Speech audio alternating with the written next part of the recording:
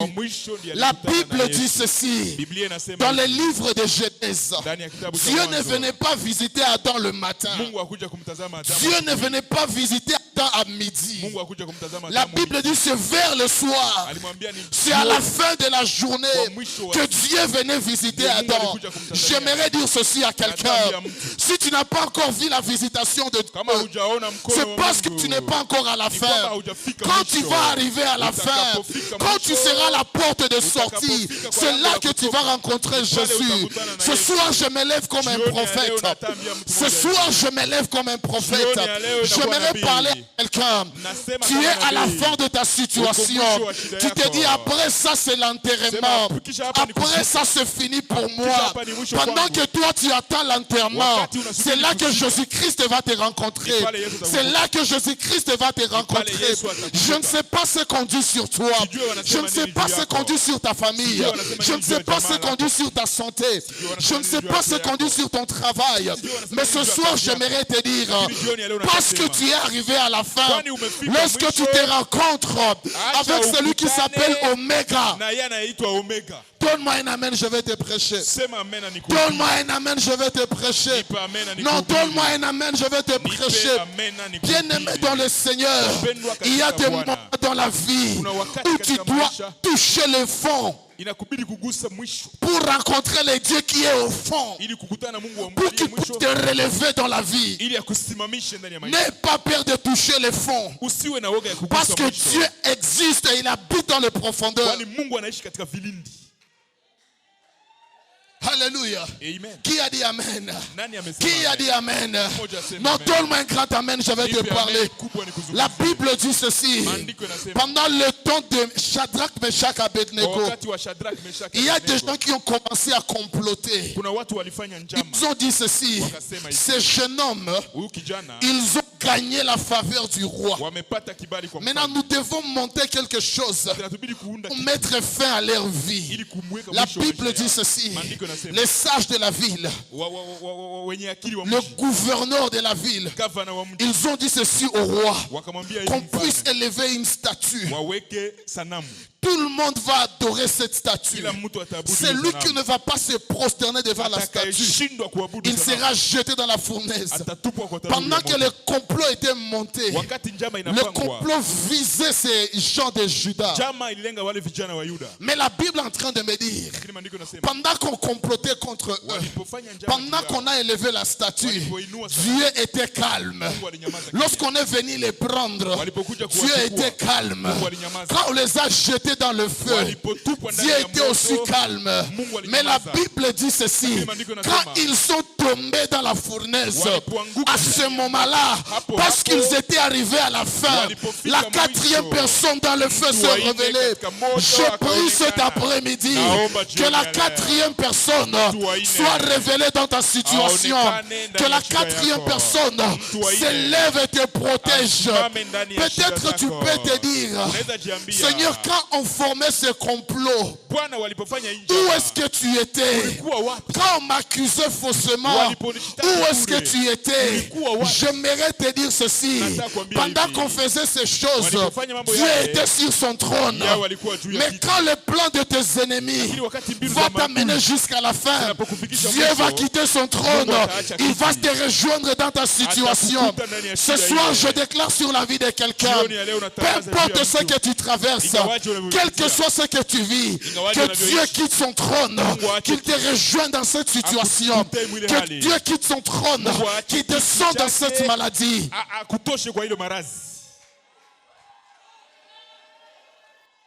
Alléluia. Amen. Dis avec moi, je suis à la fin, mais je ne suis pas encore fini.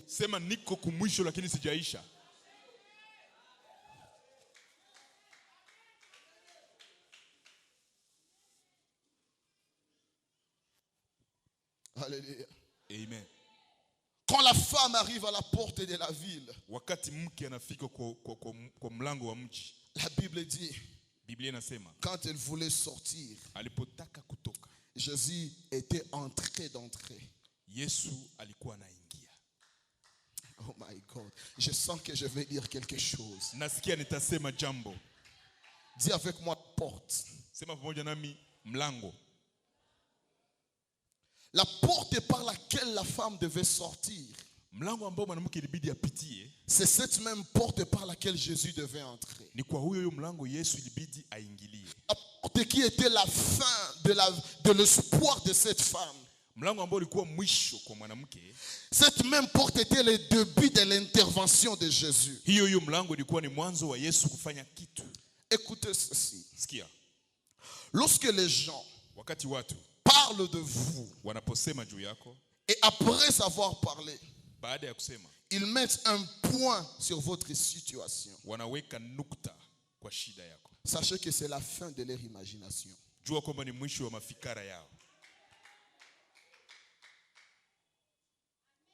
Quand les gens vont terminer à s'imaginer des choses sur vous, c'est là que Jésus va commencer une histoire avec vous. Non, je reprends. Quand les gens vont terminer à s'imaginer des choses sur vous, c'est là que Jésus va commencer une histoire avec vous.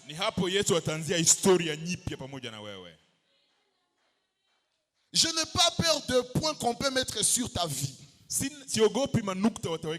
Mais tout ce que je sais, apprends un point.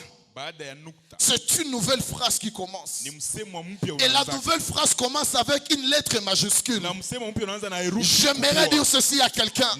Après le point de dans ta vie, il y a la grandeur de Dieu qui va commencer avec toi. Laissez-le parler. Dieu va aussi parler.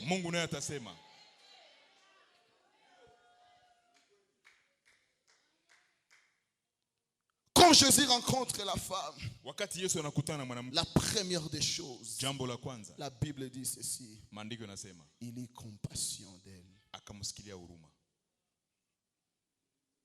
Il y a des gens qui peuvent t'accompagner, mais qui n'ont pas compassion de ta vie. Ce sont des amis, des proches, mais qui n'ont pas une compassion, une vraie compassion pour toi.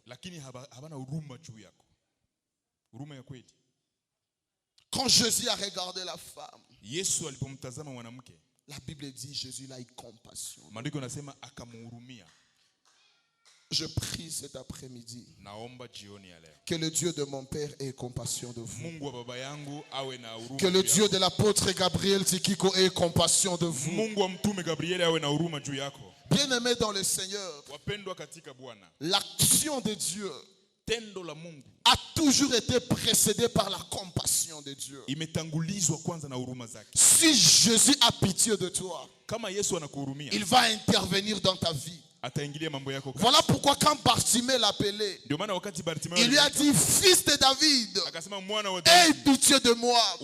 Parce que si je gagne sa compassion, je peux provoquer son action.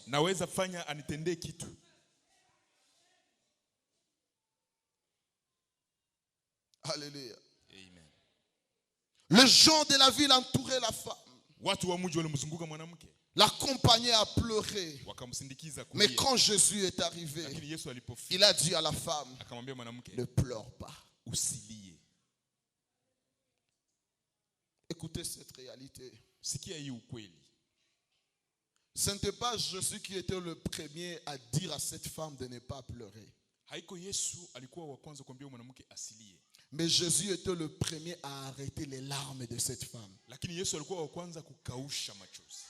Tout le monde peut te dire ne pleure pas. Mais tout le monde ne peut pas arrêter tes larmes. Tout le monde peut te dire ça va aller. Mais tout le monde ne peut pas faire à ce que les choses aillent.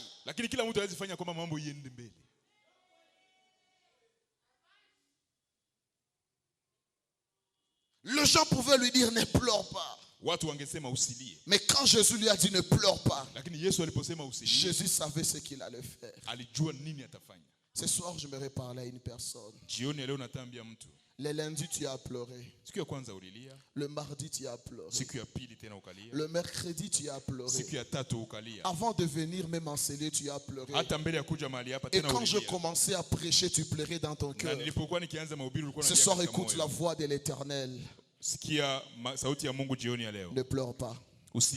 Ne pleure pas. Usilie tena. Ne pleure pas. Usilie tena. Non, je disais ne pleure pas. Usilie tena. Ne pleure pas. Usilie tena. Dans cette situation, Mwa hiyo hali, il y a un plan de Dieu. kuna mpango wa Mungu. Dans ce que tu vis, Mwa ile ambayo il y a un plan caché de kuna l'Éternel. mpango umefichwa wa milele. Vous allez comprendre ça à la fin de ce message. Mutaielewa mwisho wa hii mafundisho. Quand Jésus demande à la femme de ne pas pleurer, Wakati Yesu anambia mwanamke asilie, Jésus ne s'était pas arrêté à la parole. hakuishia kwa maneno. Il a posé un acte. Akafanya tena. La Bible dit ceci. Maandiko yanasema, Jésus a touché le cercueil. akagusa jeneza. Or, en Israël, Ijapo Israeli, un sacrificateur kuhani ne devait pas toucher le cercueil. angegusa Il jeneza. devait devenir impur. Angelikuwa najisi. Jésus-Christ n'était pas venu au temps du Nouveau Testament. Yesu Kristo hakukuja na mwili wa agano jipya. Jésus n'était pas venu au temps de la Nouvelle Alliance. Yesu hakukuja kwa wakati wa agano jipya. Jésus a exercé son ministère Alianza kazi yake dans l'Ancien Testament. ndani ya agano la kale.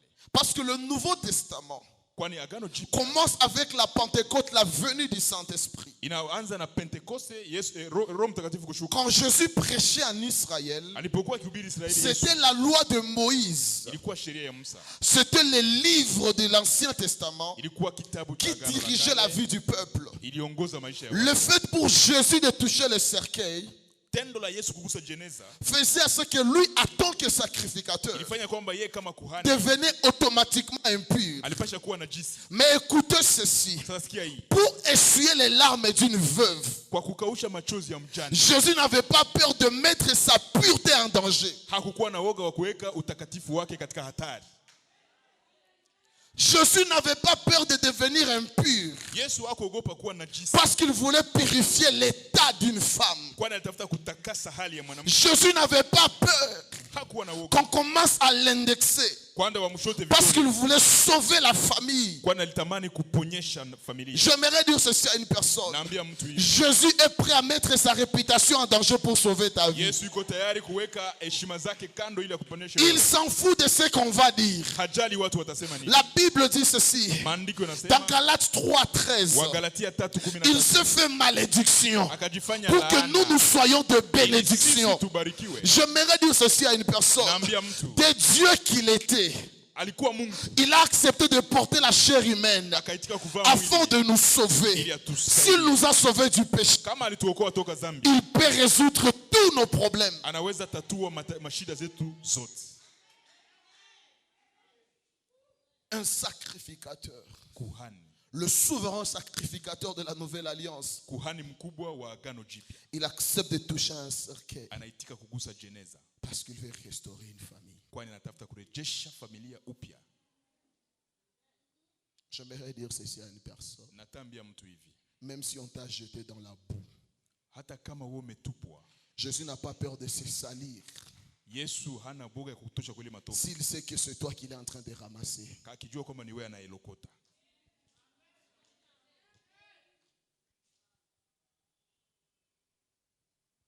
Dieu est capable de faire ce qui ne plaît pas aux hommes, Yesu, Mungu anaweza fanya vitu ambavyo havitapendeza watu juste pour résoudre ton problème. juu tu atatue shida.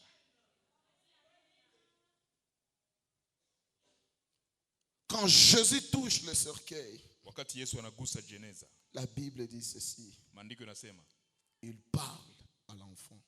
anazungumza na mtoto. Veuillez me suivre ici très bien. Hapa mnifuate vizuri. Les gens allaient enterrer un enfant. Watu wanaenda zika mtoto, On appelait l'enfant cadavre. wanamuita mtoto mauti. Mais la Bible n'a pas dit que Jésus parla au cadavre. Lakini maandiko haiseme Yesu akasema na mauti. Mais la Bible dit que Jésus parla à l'enfant. Lakini maandiko yanasema Yesu akasema na mtoto. Quand les gens te voient comme un cadavre, Watu wanapokuona kama mauti, Jésus te voit toujours comme toi. Yesu anakuona mtu aliye hai. Non, quand les gens te définissent par rapport à la pauvreté de ta famille, Dieu ne voit que toi.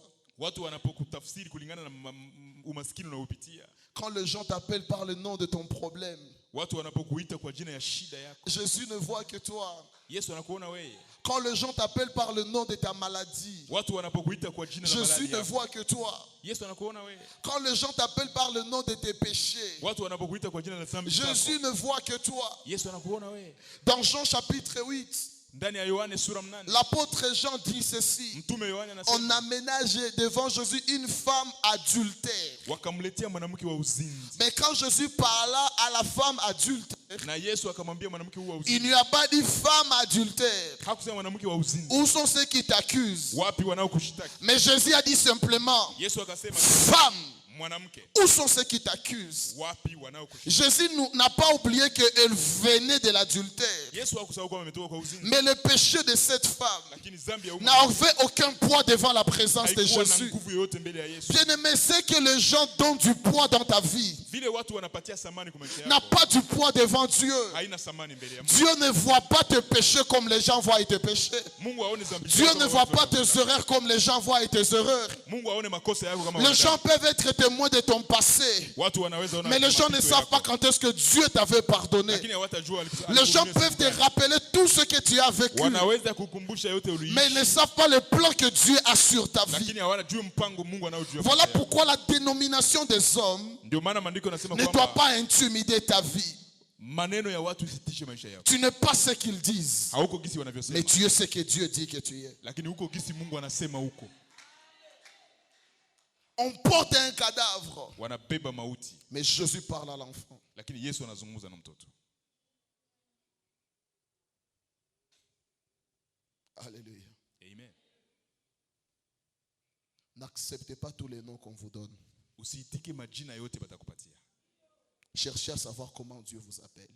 Tafuta kujua Mungu anakuitaka namna gani. Malgré vos erreurs, Ingawaje makosa yako. votre identité est intacte. Anwani yako iko pale pale.